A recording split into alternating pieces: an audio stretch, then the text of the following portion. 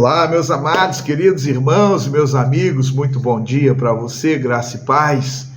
Nós estamos mais uma vez juntos aqui com o nosso canal Porção Diária da Palavra. Quero então desejar a você um dia abençoado. Juntos vamos seguindo, né? E como é importante para nós nos voltarmos para a Palavra de Deus. Estamos assim seguindo nessa semana que antecede aí ao segundo domingo de dezembro e é o dia da Bíblia. Nós comemoramos o dia da Bíblia, não é? Então, no calendário oficial do nosso país, né, e nós podemos, assim, como igrejas batistas, igrejas evangélicas, igrejas cristãs, nós agradecemos a Deus, né, pela palavra escrita, pela revelação, pela escritura sagrada, a Bíblia Sagrada, que tanto assim nos abençoa, né?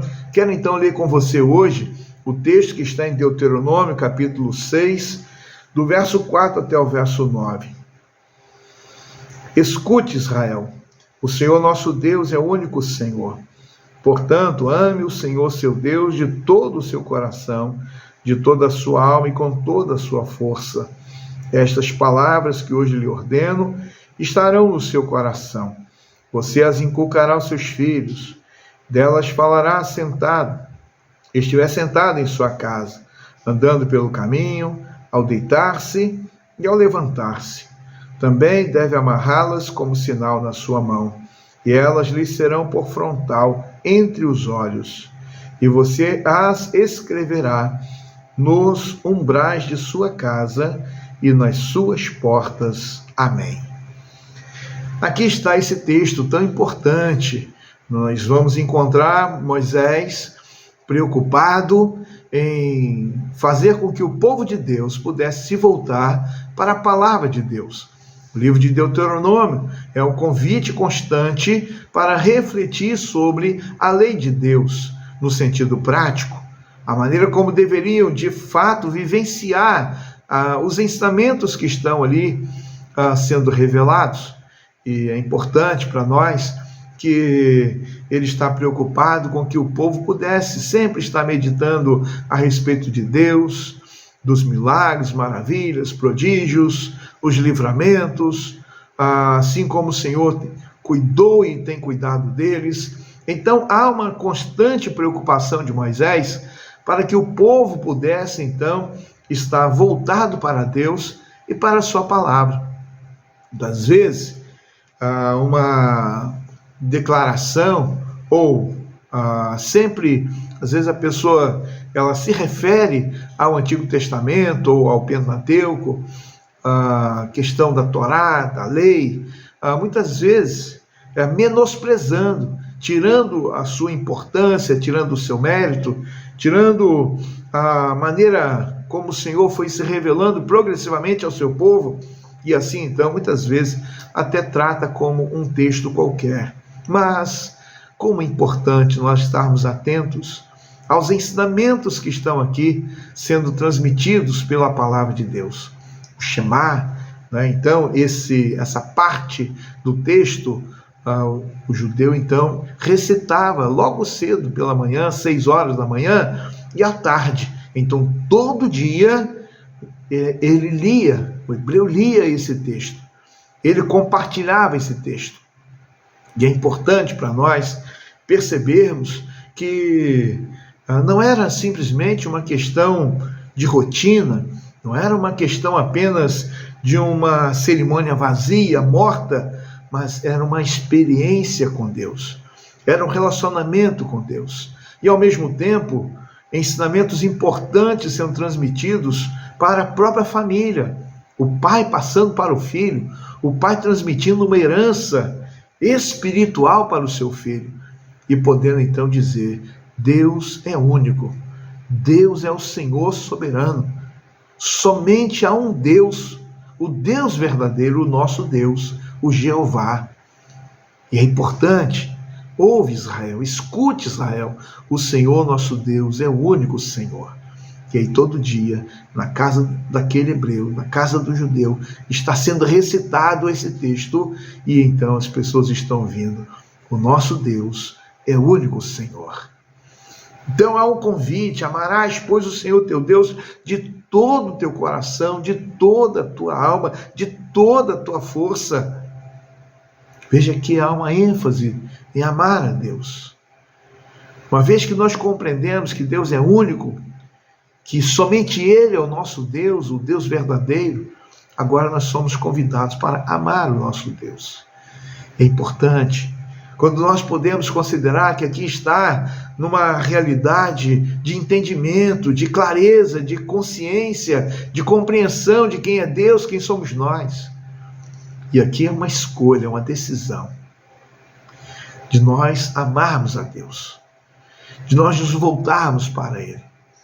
E aí, depois dessas considerações, a palavra vai seguir para nós: e estas palavras que eu te ordeno estarão no teu coração. Olha que importância! A palavra vai estar no coração. E aí nós vamos seguindo aqui o texto: estas palavras que hoje lhe ordeno estarão no seu coração. E quando a gente pensa nessa realidade do coração, nós vamos encontrar o próprio Senhor Jesus falando que do coração é que procede os maus pensamentos, do coração é que procede os caminhos errados, tortuosos. Nós vamos encontrar o poeta, o escritor sagrado dizendo: guarde o teu coração, porque dele é que procede as saídas da vida. Nós vamos encontrar Davi falando sobre o coração: escondi a tua palavra no meu coração para não pecar contra ti. Então, aqui no chamar, aqui nesse texto, está dizendo: e estas palavras que hoje eu te ordeno estarão no seu coração. Para quê? Aí segue o texto. E aí está dizendo aqui para nós claramente: e as ensinarás a teus filhos, dela falarás sentada em tua casa, ao levantar, ao deitar, andando pelo caminho. Ou seja, a palavra de Deus constantemente sendo aquela que norteia, aquela que dirige, aquela que conduz, aquela que mostra o caminho, aponta a direção, instrui sobre as decisões a serem tomadas, porque é uma realidade prática. O povo de Deus precisava da palavra para que pudesse, então, tomarem decisões boas. E não é uma questão de obrigação, de imposição, mas é uma escolha que cada um faz por amor a Deus, se submete, se coloca na posição de servo e obedece. E aí termina, quando ele fala: e estas palavras também estarão nas suas mãos, e você colocarás como testeiras nos seus olhos, e escreverás nos umbrais das suas casas. Havia um objeto que era colocado na mão, e aí havia toda uma questão, não é? A tradução judaica fala isso, e ali estava escrito a porção da palavra de Deus. Da mesma forma, as casas de materiais de construção, já também ao fornecer um arco para serem colocados nas portas, e aí então ele já tem ali um casulo, e aí já vai também escrito o Shema. Deuteronômio 6, a partir do verso 4, mostrando que naquela casa, aquelas pessoas, elas creem em Deus, elas confiam em Deus, elas amam a Deus, elas vivem pela palavra de Deus. Olha que bênção, que maravilha. Então, que Deus abençoe você e sua casa, e que essa palavra seja também uma bênção para a sua vida, para os seus filhos, os filhos dos teus filhos, para a sua descendência. Que Deus nos abençoe. Amém?